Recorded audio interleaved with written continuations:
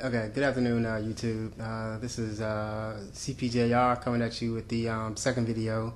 It's actually a remake of my second video. I made the second video like a couple weeks ago, but the audio was bad, and I decided to just recoup from that because that blew me. Because I'm doing this off the cuff, and to put down like a 10-minute video from the top of your head telling your story, and then to have it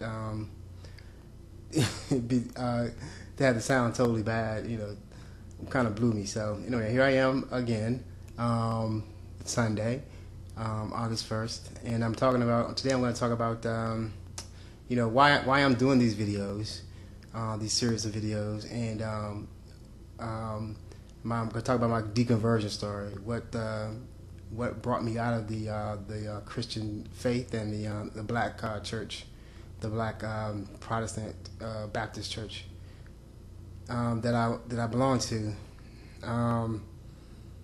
Well, first of all, I do this because because I can do it. I think there's a message that should be put out there that atheists are out there, and we're on the rise. More importantly to me, that there are black atheists.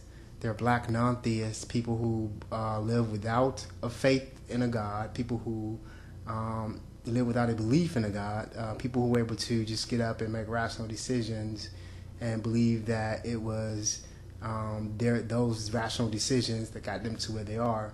It wasn't, thank God and praise God and all this kind of stuff. It was just, I made the right decisions based on reason, and I had a good outcome. I made bad decisions, and I had a bad outcome. It's not, it wasn't, God had nothing to do with it. So thank me.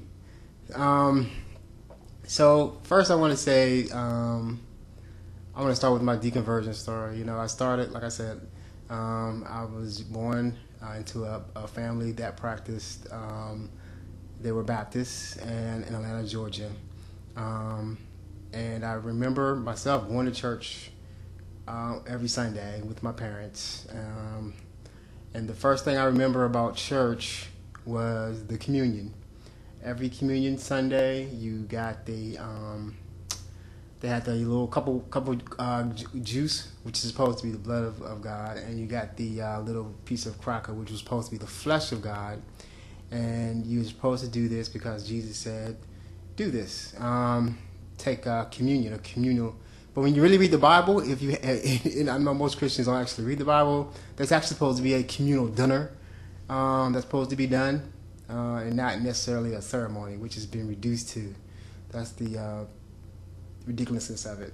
So anyway, the kids are there, and as a kid, I was there. And kids are dragged into church from birth, which to me that's indoctrination, which I deem as child abuse. I think I heard Richard Dawkins coin that term first, considering it child abuse to take your children to church and or call your child a Christian child or a Muslim child or some other type of religious affiliation even before they've had a chance to decide for themselves. And I think even the Bible it says that you're supposed to bring up a child in the way that he should go. So basically we're limiting our children's potential before they even get started, which it has to be child abuse. And I know in the Middle East right now you have Sunnis and Shiites who are, I guess they're born into that. I don't think they get a choice, and immediately they're at odds with each other, and that may get them killed in their own neighborhood. So you're born into a gang, basically, which makes no sense to me. Religion is supposed to bring people together, yet when you're a child, and you're born a specific religion, you're immediately in a gang, and you're right and everybody else is wrong. So how can that possibly be unity? I don't understand it. So anyway, so to me, to get into my gang, which was the Baptist Protestant gang, you had to give your life to Christ in order to get the cup. All I really wanted as a 4-year-old child going to church was to be like the adults and get the juice and the cracker once a month. Be in the gang. That's what it was all about, being in the gang. It wasn't about believing what this guy was saying. I had no idea. I'm 4 years old. So my mother told me to do that. I had to go up and accept Christ, believe he's whatever, the Lord of my life, and save me from my sins. At 4 years old, I don't know what a sin was. Maybe I lied or something. I don't know. I don't know what a sin was. So at 4 years old, I accepted Christ. I went up there, gave my hand to the guy, got my my membership card, baptized, thrown in the water, was the center of attention.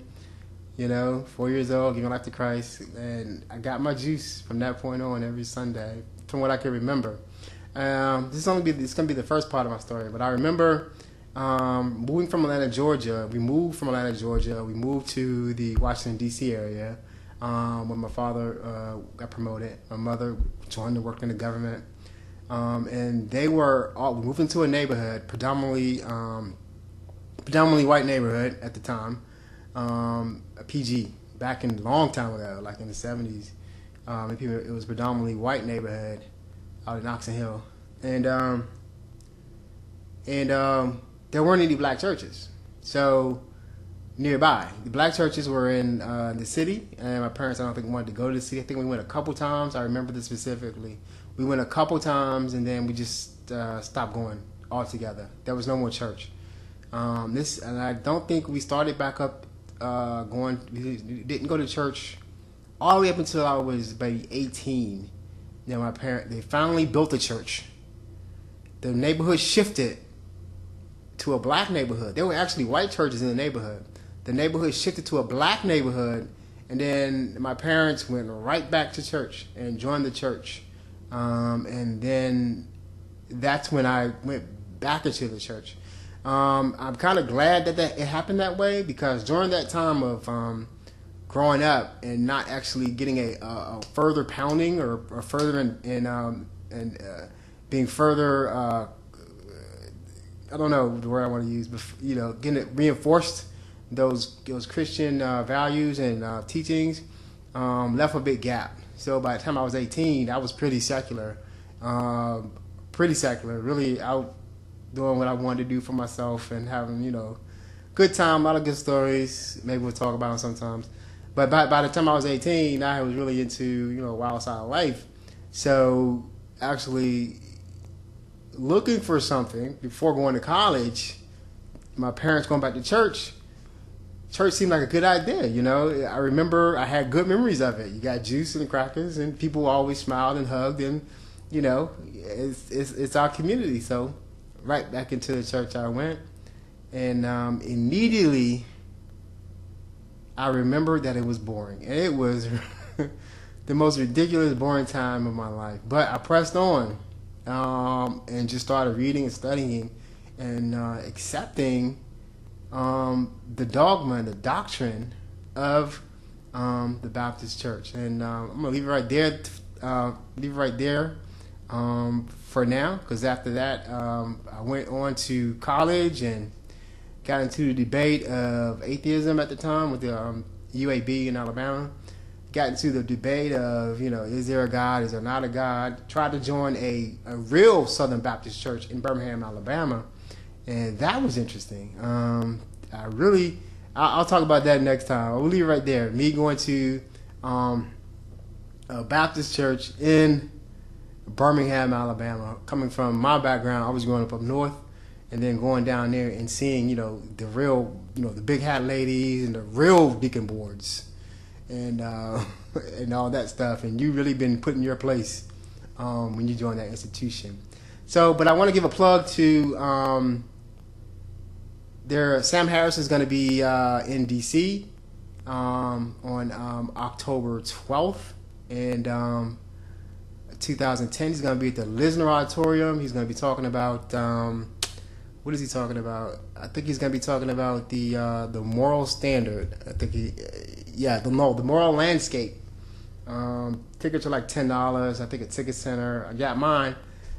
So we're going to be there. I'm looking forward to seeing him. I've read his books, and if you don't know who he is, he wrote this book, The End of Faith, which is a very good book. He also wrote this book, The Letter to a Christian Nation. These are two really good books if you're just wondering why this resurgence of enlightenment and atheism is coming out. Because basically, since 9/11, there's been a serious need for people of reason to speak out, because these are dangerous times that we live in, with the types of weapons that are out there, and the people that are going after the weapons are people of faith, people that truly believe, and we got to speak to the moderate people. We got to tell them that you got to come out from that stuff, because you're basically gonna kill us all for your beliefs. So looking forward to that. I'll continue to plug more events in this area. I think Richard Dawkins may actually be in the area in December. So if I find out more information about that, I'll post that too. So see you again next time. We're gonna pick up at the my adventure, my short adventure, as a matter of fact, in the my short adventure in the real Black Baptist Church in Birmingham, Alabama. All right. Thanks for watching. Thanks for rating. Thanks for subscribing. I didn't see any comments that I really wanted to highlight or refute, but just thanks. All right. See you next time.